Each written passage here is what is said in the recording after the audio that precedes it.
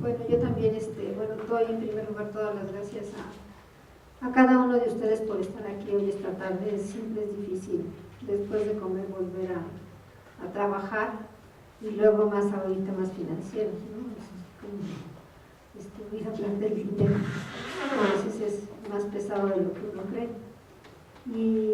Y bueno, sí es cierto que los temas del dinero por muchos años estuvieron muy al margen del trabajo de los economistas, y también por muchos años estuvieron al margen de algunas de las principales preocupaciones teóricas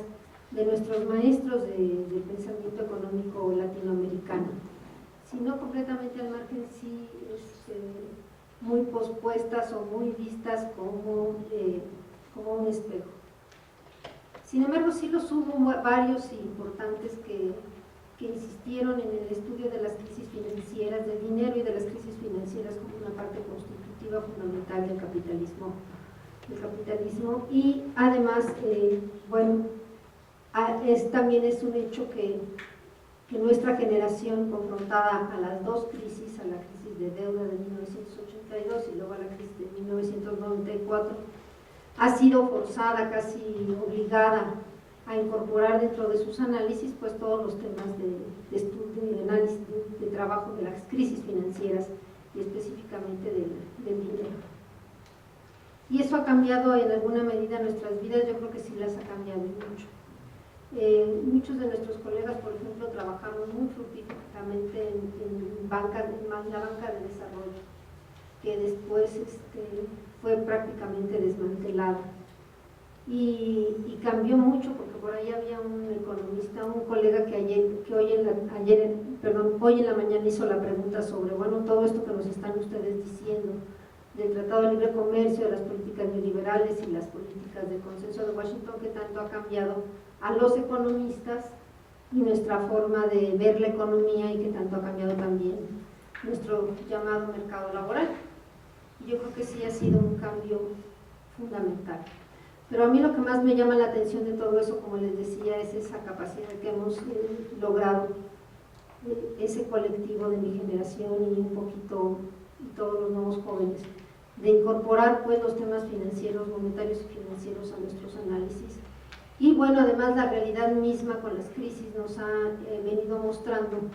cuán importante se han convertido los temas financieros en el estudio prácticamente de cualquier tema. O sea, casi no podemos estudiar, no sé, la economía del arte o los procesos de industrialización, qué sé yo, sin ver los temas del financiamiento, sin ver los temas de lo que hoy se llama financiarización, sin ver los temas de cómo está siendo soportado toda la actividad financiera,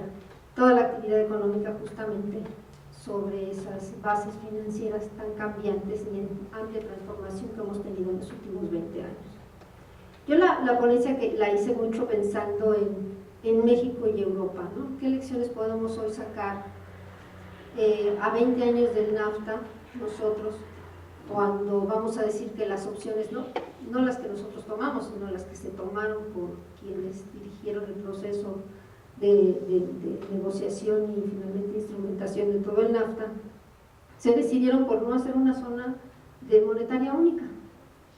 Recuerden ustedes que además aquí se discutió mucho, vinieron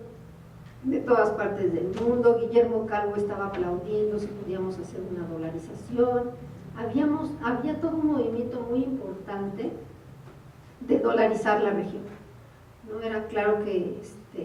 se vendía pues como un avance sustancial el dolarizar la región. Entonces por eso empecé a pensar, dije, hagamos algo un poquito diferente, hagamos una reflexión que permita mirarnos a nosotros mismos en nuestra historia de 20 años de NAFTA, contrastada un poco con lo que hoy es la zona euro y los problemas y las crisis la crisis que hoy tenemos dentro de la zona euro. Y digo tenemos porque la verdad es que no es que vivamos allá, pero es que es parte del mundo en el que vivimos ahora, ¿no? Europa no es algo tan ajeno a nosotros como tampoco lo es China. Entonces, esa reflexión de la historia financiera reciente yo creo que es muy útil para nosotros y el ver 20 años del NAFTA es un muy buen pretexto para reflexionar esa historia tan inmediata de las transformaciones financieras que México tuvo y tratarlas de entender a profundidad. Un poco en la mañana algunos de estos temas se presentaron, no tan explícitamente, pero sí preguntándose cuestiones fundamentales, porque sabíamos muy bien, incluso en los 70s, en los 60s, la literatura económica de cualquier tipo situaba con toda claridad en la punta de la élite económica mexicana a los banqueros, como una parte muy importante de la élite y por supuesto con un poder y una capacidad de decisión sobre la economía mexicana prácticamente única. Y después, cuando los vimos vender los bancos, nos quedamos así como, pues, no quiero decir anonadados, pero casi anonadados, porque decíamos por qué deben de renunciar o por qué han de renunciar o cuál es el motivo que los hace renunciar a seguir perteneciendo a esa punta de la élite más poderosa de este país, ¿no? Porque tanto ellos como banqueros como nosotros que estudiamos a los bancos reconocíamos muy claramente el poder que se tiene al crear el dinero, el poder que se tiene al crear el crédito, porque habían de renunciar y solo convertirse en rentistas o en parte de vamos a decir, de un consejo directivo de algún otro sitio, de algún otro banco, de algún otro fondo, etcétera. Aunque mantuvieran sus empresas, aunque mantuvieran su dinero, incluso aunque lo estuvieran acrecentando, renunciar al poder que te da la creación de dinero y la creación de crédito, pues era una pregunta básica: ¿por qué? ¿Por qué lo están haciendo? Entonces, esa fue un poco la pregunta que se formuló hoy en la mañana, a la cual, pues sí, seguramente hemos escrito un montón de toneladas de hojas tratando de analizar y de dar respuesta a esa increíble pregunta, que a lo mejor necesitaremos una reunión para los 40 años del NAFTA, a ver si podemos seguir discutiendo ese punto. Pero para la historia financiera reciente y cómo llegamos a un conjunto, a una región, vamos a decir, económica, que se constituye y que en el camino del NAFTA, aunque no únicamente a través del NAFTA, como aquí se ha dicho, yo estoy totalmente de acuerdo. Sin embargo, no se construye una unión monetaria, ni se construye de manera precisa una regionalización financiera. En Europa tenemos una moneda única, pero no tenemos una región bancaria única. En México, en Norteamérica, sí tenemos una región bancaria, vamos a decir, bastante integrada, aunque muy segmentada, por cierto, pero bastante integrada por cuanto a los grandes bancos globales que trabajan aquí en Wall Street, pero al mismo tiempo no tenemos una moneda única. En cambio, en Europa, bueno, pues tenemos todavía claramente regiones con dominancia de ciertos bancos, y los españoles han sido tremendamente proteccionistas en relación a la expansión de los bancos alemanes han sido tremendamente proteccionistas en relación a la expansión de los bancos franceses, etcétera, etcétera. Entonces, pensando en esas reflexiones, pensando en esas preguntas, reelaboré mi reflexión o mi relectura, y digo relectura porque les digo que ya hemos escrito toneladas de esto, no solo yo, sino un montón de gente. ¿Qué podemos decir de nuevo sobre esa historia financiera reciente de México, ¿no? Y sí, lo que podemos decir es que la reforma financiera que se emprende en México en 1989-90, a raíz justamente de una reestructuración más amplia de la propia deuda externa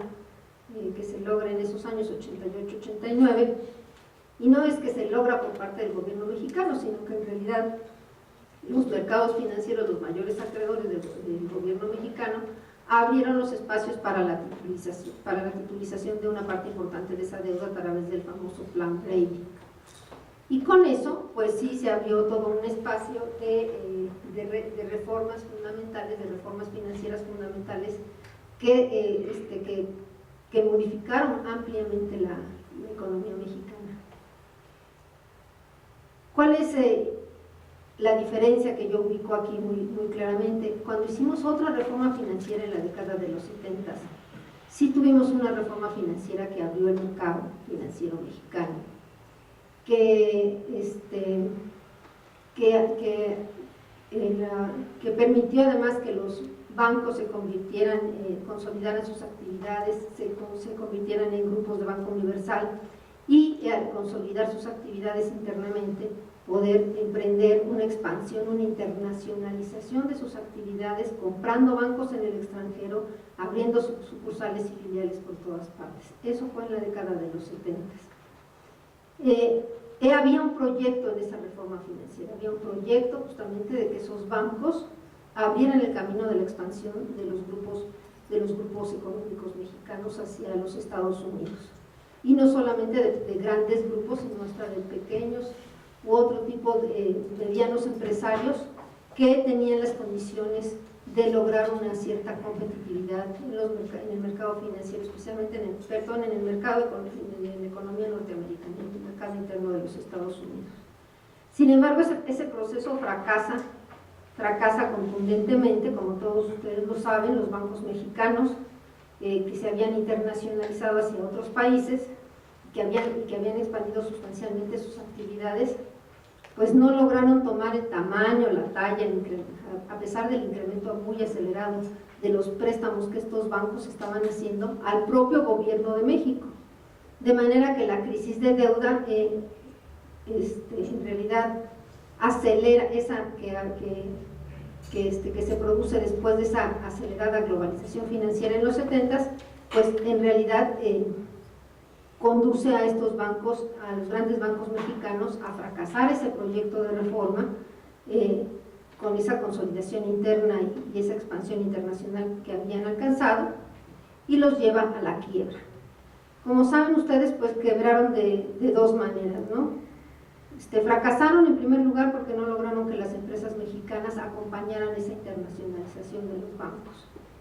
Y luego quebraron básicamente por dos razones, como ya lo saben ustedes. En primer lugar, quiebran porque